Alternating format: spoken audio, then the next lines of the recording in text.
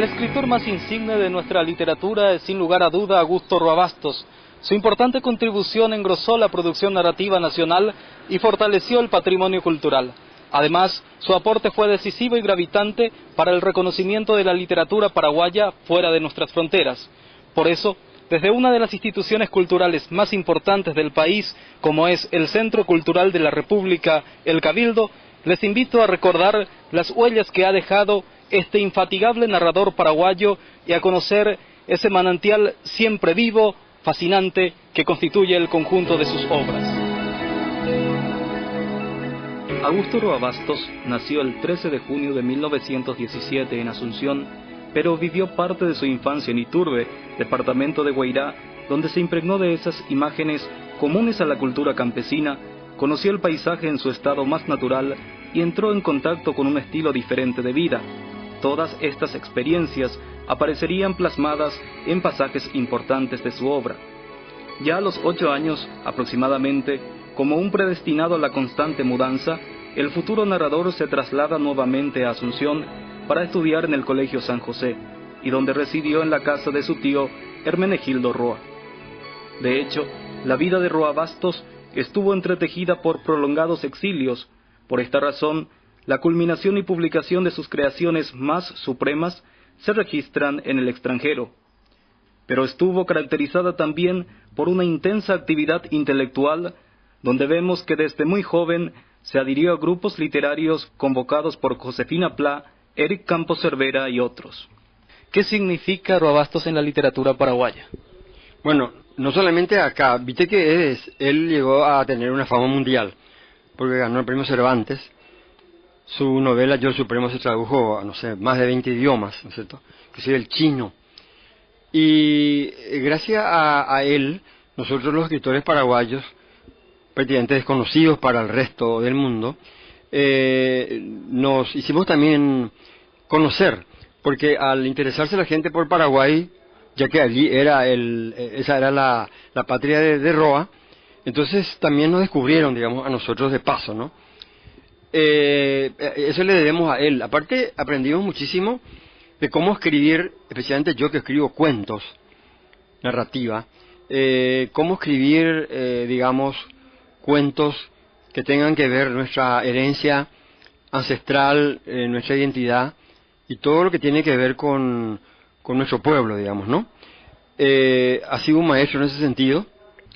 A la hora de referirnos a la creación de Roa Bastos y de manera especial a la producción narrativa, no podemos dejar de nombrar su famosa trilogía, que la componen Hijo de Hombre, Yo el Supremo y El Fiscal, recordando que la obra que le ubica en el sitial consagratorio es Yo el Supremo, editada en Buenos Aires en 1974 y calificada como una joya de la literatura contemporánea, y que está inspirada en el supremo dictador del Paraguay, el doctor Gaspar Rodríguez de Francia. La producción de Augusto Roa Bastos es prolífica y sustanciosa. En verdad abordó todos los géneros literarios: la crónica, el cuento, el ensayo, la novela, guiones cinematográficos, cuentos para niños, incluso letras de canciones populares. Todos estos con gran calidad, rigor y con un pensamiento crítico estricto que lo llevó incluso a modificar, cambiar y hasta desechar obras que no llegaban a la altura de sus exigencias.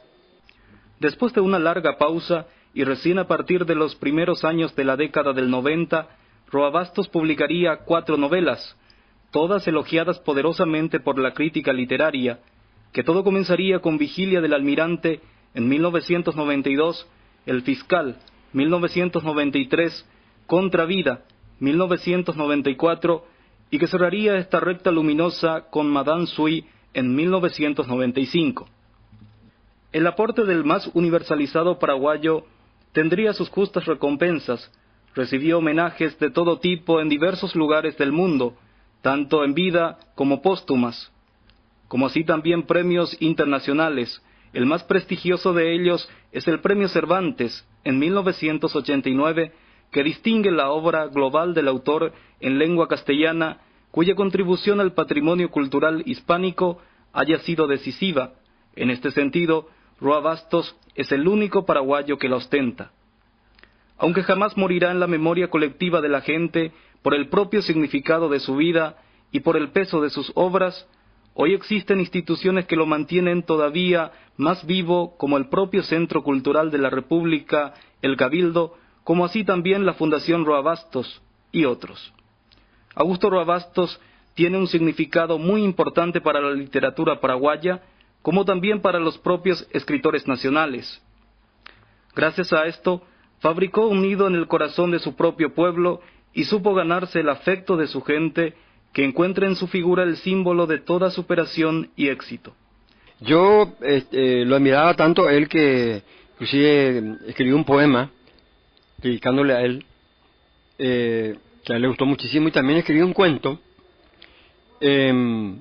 basado en algo que él había dicho, algo que él había comentado en un ensayo sobre las tribus del Paraguay, sobre indios del Paraguay. Dedicó sus últimos años, desde su regreso al Paraguay en 1996, a estar presente cerca de los jóvenes, cerca de su gente, pero no como un gigante consagrado de la literatura, sino como un hombre sencillo, modesto, como siempre lo fue. Su sabia y florecida pluma no era para siempre. Agotó su tinta a los 87 años de edad, un 26 de abril del año 2005, en la ciudad que lo vio nacer, Asunción, y en el país que amó profundamente por demasiado tiempo desde la distancia. Su nombre es imborrable y se agigantará con el transcurso de los años. Su nombre permanecerá siempre brillante en cualquier libro de literatura, ya sea nacional o universal.